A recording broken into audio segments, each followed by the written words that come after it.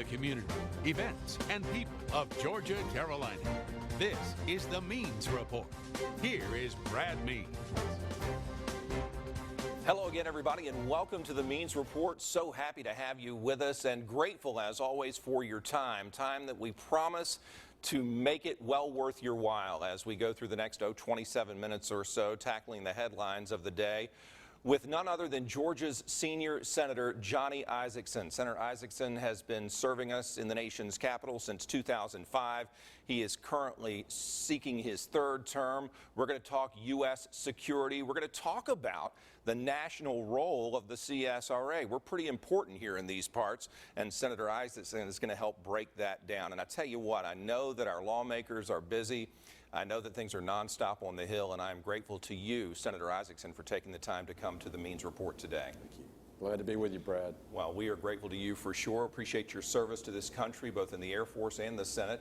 I'll get right to your health. You know, Senator, it's been a little more than a year since you told the world that you were battling Parkinson's disease, and I just want to know how you're doing, how you're feeling. I'm winning. You know, I made it public because my health ought to be something the public knows about, and I also felt like I could be an example of those people that were battling Parkinson's, try and overcome the difficulties with it. I do my regimen of exercises every morning, did my mile this morning, did my exercises for about 30 minutes, doing great, enjoying it, love my health, love being a Georgia United States Senator, and look forward to being reelected. You know, there are some out there who say that if you are reelected, you will quit and let the governor appoint your successor. Talk about the service of your third term should the voters send you back to Washington.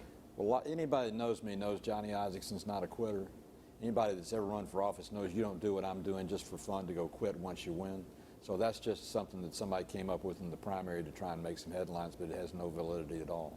Well, I appreciate that. Jim Barksdale, the Democrat, Alan Buckley, the Libertarian, challenging Senator Isakson come November. Let's talk about some recent legislation that's gotten a lot of attention around here, beginning with the legislation dealing with trucks and how fast those big rigs can go on the road. We all continue to mourn the loss of the 5 Georgia Southern nursing students killed on I-16, a truck involved in that.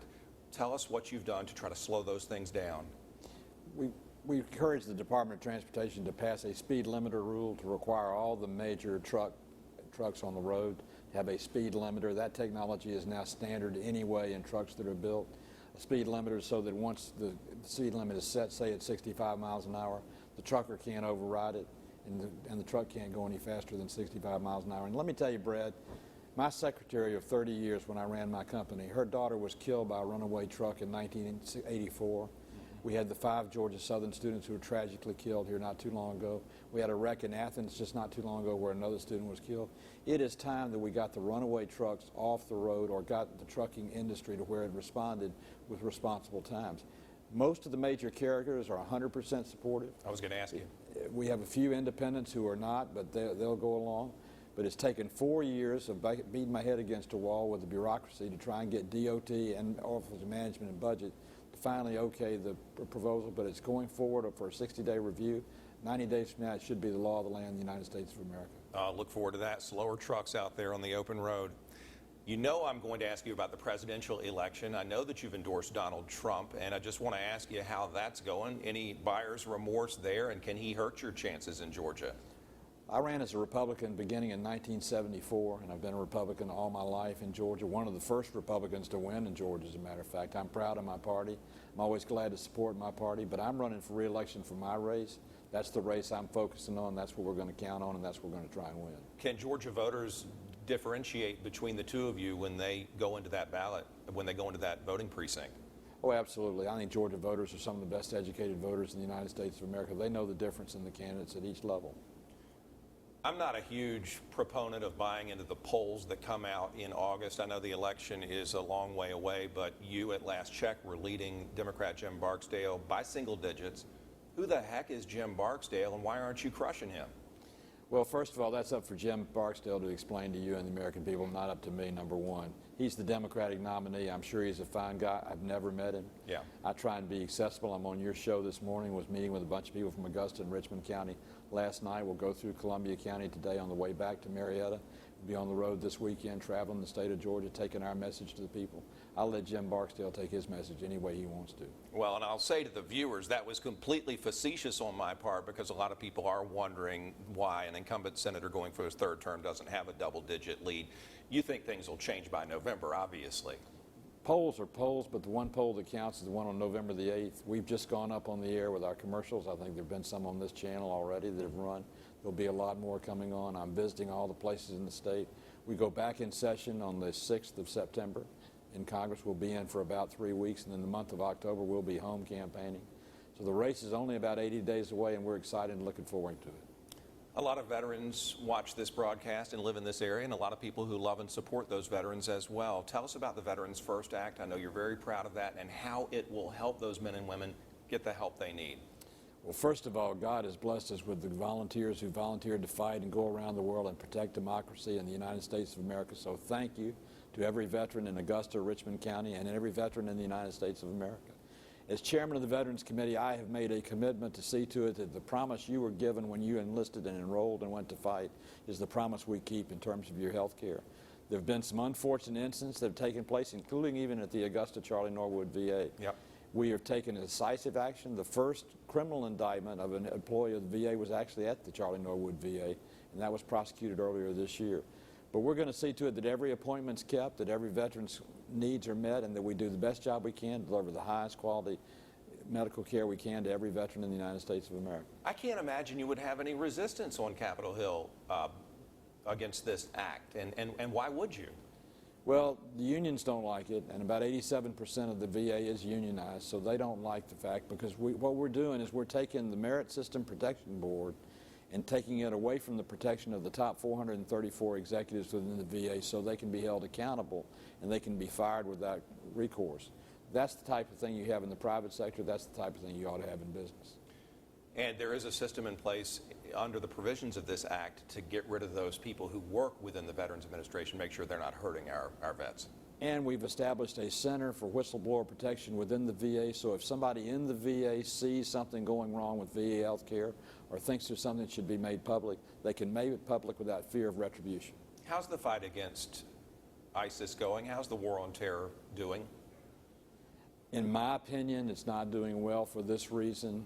The president's stated position is that we want to contain ISIL. You can't contain somebody who will cut off your head despite or burn you in the town square or blow themselves up to blow you up.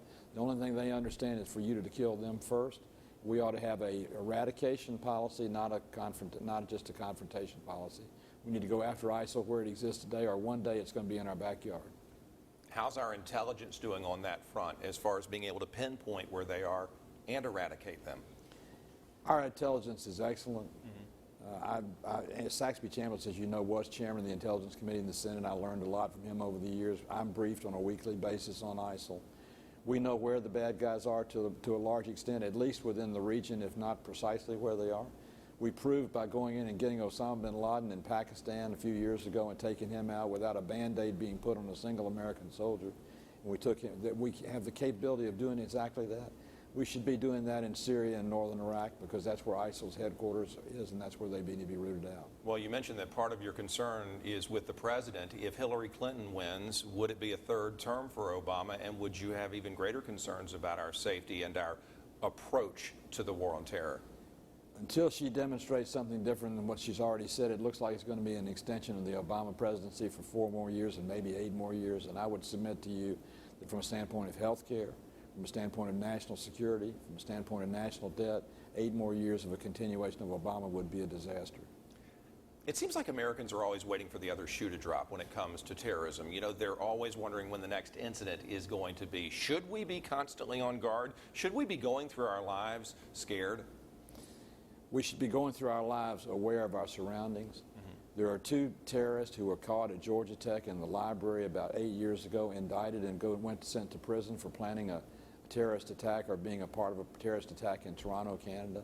And that all took place because a librarian had the foresight to report something they saw that looked a little unusual and strange.